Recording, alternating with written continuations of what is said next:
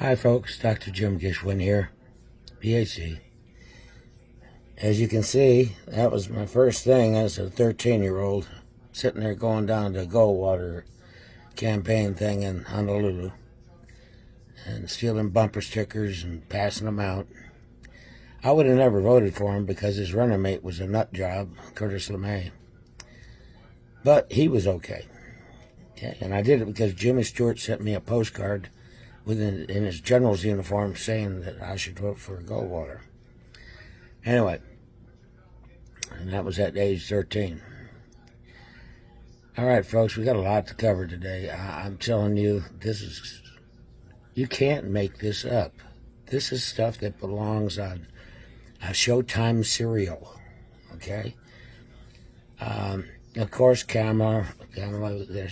But here's my question. Here's the problem. Okay, here's the big problem.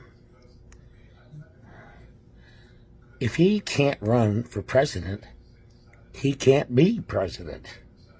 I didn't vote for Jill. I didn't vote for Hunter. Nowhere in the Constitution, and I teach the Constitution, does it say group rule.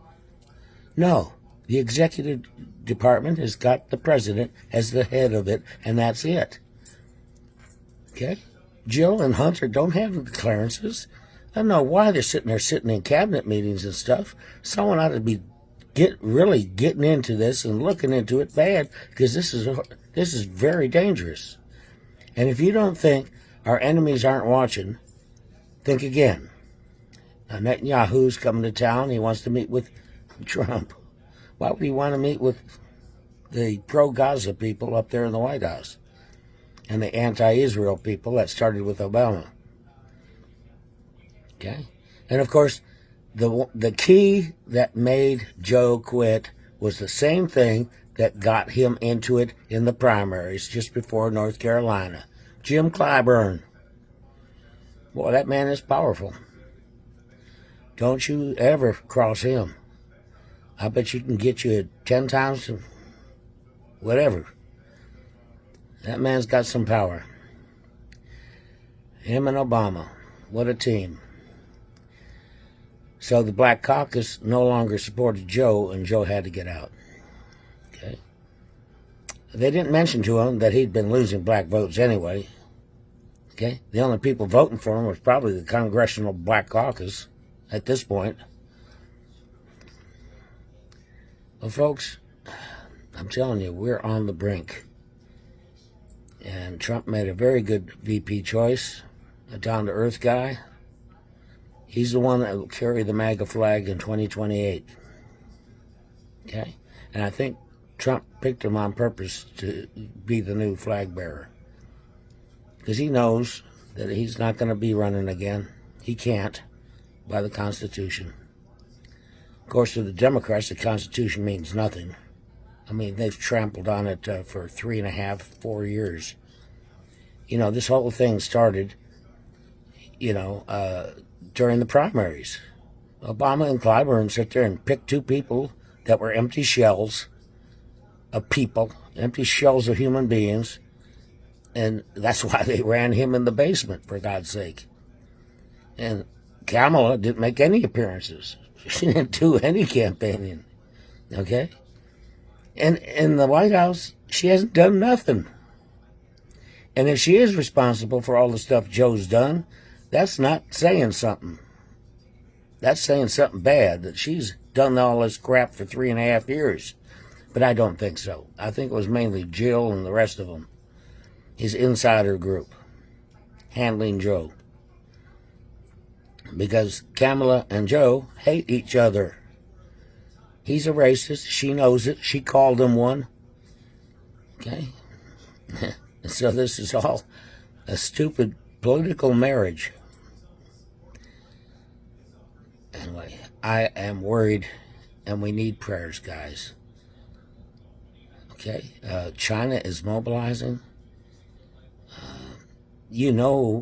And Putin went and visited China and North Korea. Our axis of evil is Iran, North Korea, China, and Russia. The new axis of evil. The new Axis powers. Okay? And I'm telling you, they will do something. Their trigger fingers are itchy.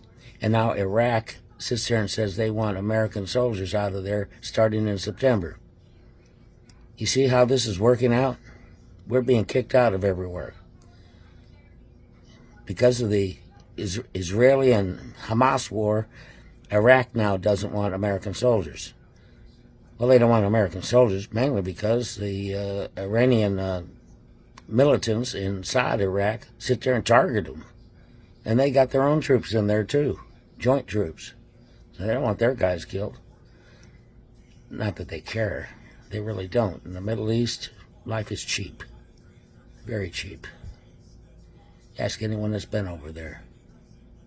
Okay? All those suicide bombers and promises of virgins in heaven. There's an old joke going around, and this Muslim guy sits there and commits suicide with a bomb, and he goes to heaven. And he's sitting there inside the pearly gates, and suddenly this guy comes up, James Madison comes up and starts beating the crap out of him. Okay? And then George Washington comes and starts beating the crap out of him. So he asks St. Peter, he goes, what the heck's going on here? Where's my 64 virgins? You made a mistake. It was 64 Virginians. Okay, I'll believe you with that. Anyway, they are itching to do something. They got something planned. And they do not want to do it when Trump is in. And they know that Trump is almost a sure thing right now. Okay? And yeah, the polls look that way. Looks like a landslide. But do not relax. We need your vote. Okay? We relax, we could lose it. Easily. Okay?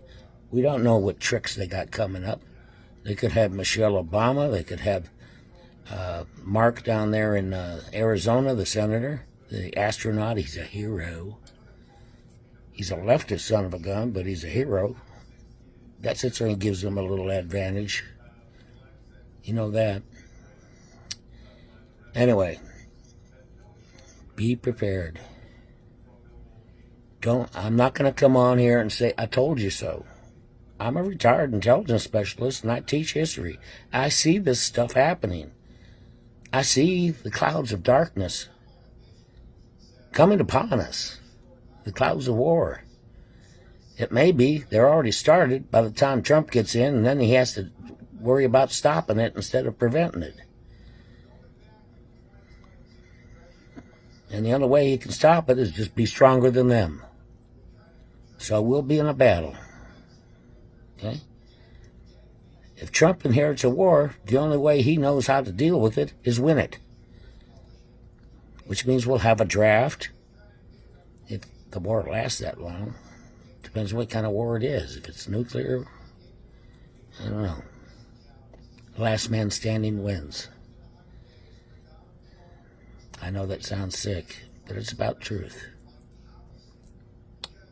We need God to protect this land that he gave us. I want you all to join me in prayer, praying that we will not lose this gracious land. With that, I say I love you, God bless you, and I remain your humble servant.